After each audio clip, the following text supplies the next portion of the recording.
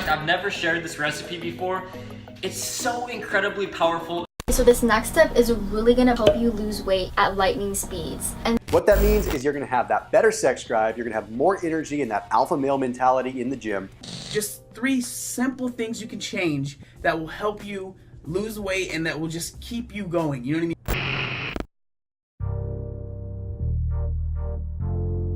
We see them everywhere. Miracle cures, fat hacks, and new super slimming styles. They all define a version of beauty. The media suggests that you can lose weight quickly through a simple pill. We have found through our research that not only do these pills generally not work, they are often very dangerous and could threaten your life if misused. The percentage of adolescents in the UK that have been diagnosed obese has increased from 5% to nearly 20% in the last 10 years. There are a lot of horror stories surrounding diet pills and slimming aids.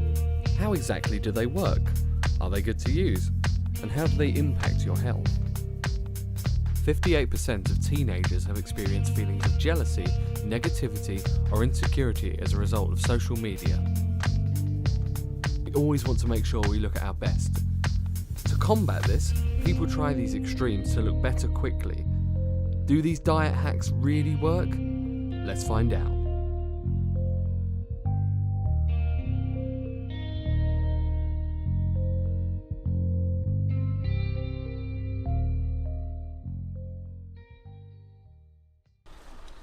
Hi, I'm actor Andrew Phipps. I graduated from drama school last year and I know how important it is to look and feel good. So, what we're going to do certain challenges from the normal and the mundane to the crazy and the fad. Welcome to Big Fat Lies. I'm here in Chatham today and I'm going to have a photo shoot with my friend Carly. She's going to take my photo and show me how I can look slimmer in pictures. And hopefully I can take a few of those tips away with me to see how I can look slimmer on camera in future. Wish me luck. Hi, I'm Carly and I studied photography at Mid-Kent College and I'm here to tell you how to look skinnier in photos.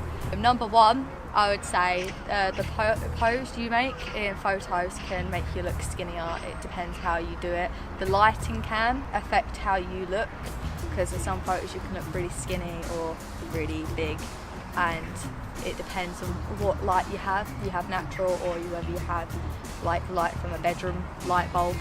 Finding shades, you can look skinnier because not everything is exposed, so you can have a full body photo and not everything will be exposed. Confidence plays a big part in it, so if you're confident with how you look and how you feel in yourself, you'll look and feel a lot more skinnier than you are in photos. Yeah, actually it felt really, really good. It was a lot of fun and I kind of forgot myself for a little while, which is really, really positive and probably brought out the best side of me. I mean, everybody wants to look at their best, but I think a photo shoot with the right person can make you feel more confident about the way that you do look as opposed to the way that you wished you looked. I'm here today at John Lewis, where I'll be chatting to one of their personal shoppers to find out what tips, tricks and style hacks they can offer to make me look slimmer without actually having to lose weight. Okay, so I'm with Ryan and we're at John Lewis and he's going to tell me a little bit about formal wear. Ryan, do you think you could be able to pick me out some formal wear to make me look slim, healthy and suave? Sure can, definitely.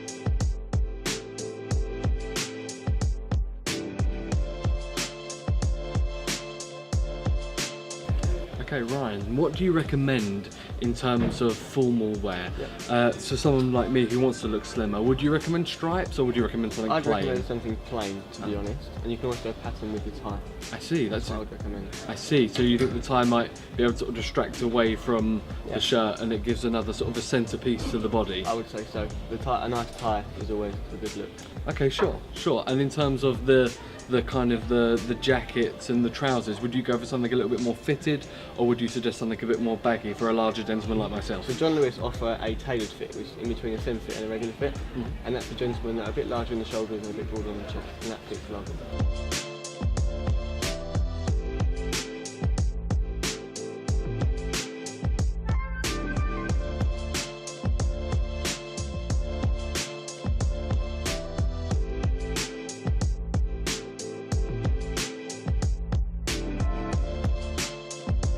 So for something a little bit more casual, could I afford to go baggy, or do you think fitted, or do you think... I would always suggest something towards fitted, not fitted, maybe tailored, so you can have something like an open shirt with a white t-shirt.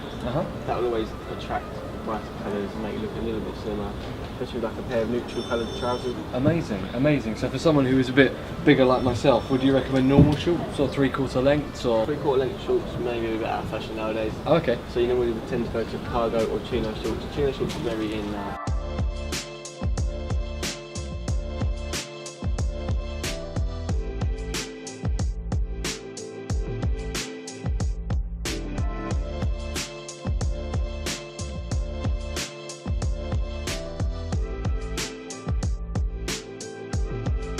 Thank you so much, Ryan. It's been absolutely wonderful to have you taking me around and being my personal shopper for today.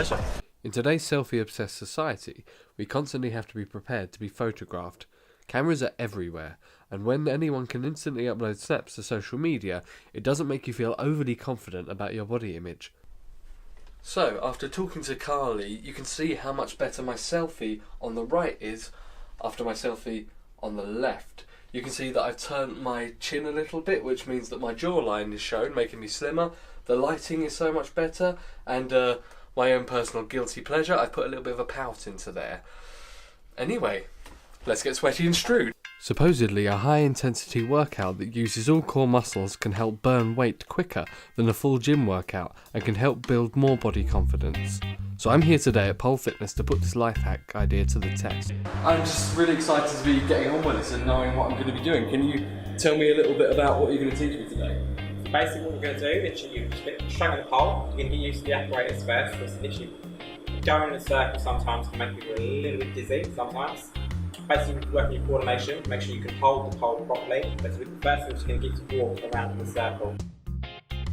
We have a lot of friends here, everyone gets on really well, everyone's really supportive of one another, and that's something that isn't necessarily in all different sports. Like the gym's more individual and you don't make as many friends, whereas here it is really supportive and a great environment. I found that a lot of fun actually. I mean, it's definitely a lot harder than I thought it was going to be.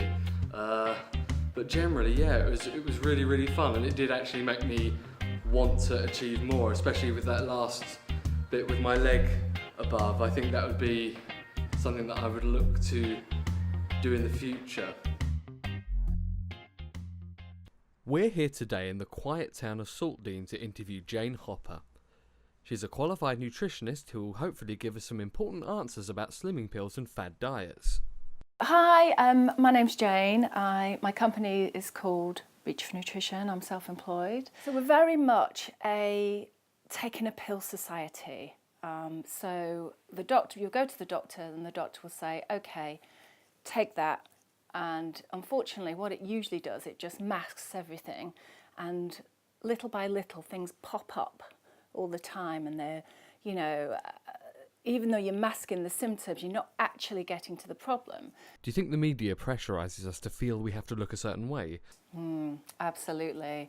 I mean, all the magazines out there, they're all pushing for this slim zero size, which is just ridiculous, absolutely ridiculous to achieve, especially with all these selfies and, you know, and all the Instagram and the Twitter and everything else, you know, it's all this, and, you know, you have to look good, and, you know, it's all this angle up so you look slimmer, and because all the celebs are doing it.